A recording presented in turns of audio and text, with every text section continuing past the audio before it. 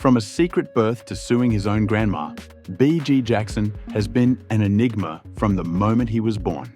Michael Jackson's pride over the arrival of his third child, Blanket, was evident in interviews during the child's early life and, indeed, in the excitement that propelled the pop superstar to dangle him before the lens of the world's media that infamous day in Berlin. Michael's two oldest children, Prince Michael Joseph Jackson and Paris Michael Catherine Jackson, were the product of the King of Pop's relationship with Debbie Rowe, a woman that worked at his dermatologist's office who he befriended. The two had an arrangement in which she would bear his children, and they even married for a time. The couple divorced in 2000, with Jackson receiving custody of both children. Bigi was born several years later, on February 21, 2002. He was born through a surrogate, with the identity of Bigi's mother never being made public either during Jackson's lifetime or posthumously. Some outlets speculated after Bigi's birth was made public that Rowe was Bigi's mother, but Jackson's ex-wife publicly denied that she was involved in his conception. When it became public knowledge that Michael Jackson had had a third child, much of the reaction in the media revolved around the child's highly unusual nickname, Blanket. Though the child's birth name, Prince Michael II, was very similar to that of his older brother, Prince Michael Joseph Jackson, Blanket was Michael Jackson's affectionate nickname for his youngest progeny. Jackson's explanations of why he had taken to calling his new son Blanket were various. In one interview with the BBC's Martin Bashir, he claimed that the word blanket was an expression he used with his family members and employees. I say, you should blanket me. I mean, you should blanket her with something. However, the young man himself has admitted that he dislikes the name Blanket. He was reportedly bullied for it in his early life and has made steps to distance himself from it, preferring to go by the name Bigi from 2015 onward. The meaning behind this name is unclear, but he has gone by it almost exclusively for the last decade and is credited as Bigi Jackson in the film industry, in which he has written, produced, and directed independent films. Bigi Jackson was just 7 years old when his father died suddenly on June 25, 2009, at the age of 50. Michael Jackson's death came on the eve of a hugely lucrative 50-night comeback residency that was due to take place at London's O2 Arena, titled This Is It.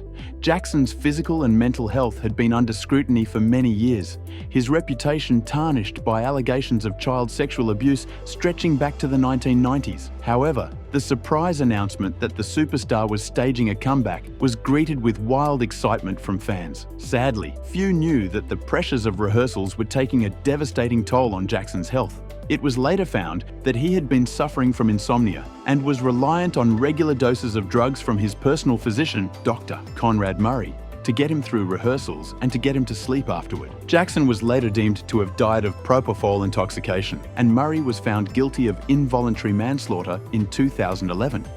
There's no way to adequately describe the loss of our beloved father, son, brother, and friend. Despite the Murray ruling, the Jackson family, on behalf of Jackson's children, including Bigi, filed a wrongful death case against the This Is It concert promoter, AEG, who they claimed had a role in Jackson's death by hiring the doctor and not doing enough to check that their star was receiving adequate care during his attempted comeback. However, the Jacksons lost the case in 2013. The American entertainment industry has produced countless dynasties over the years, with the continued success of several extended families seeming to suggest that a great deal of talent is truly in the blood. Indeed, Michael Jackson's daughter Paris has followed in her father's footsteps and begun to make waves in the world of music. The boys in the family, on the other hand, have seemingly turned their backs on the spotlight. While Prince has preferred to stick to making online content rather than getting involved on the stage or screen, Bigi has been drawn to the other side of the camera and is looking to establish himself as a director. Speaking in the documentary Jacksonology, Our Story, he said, "I can't dance or sing. I'm not that kind of person who sings and dances."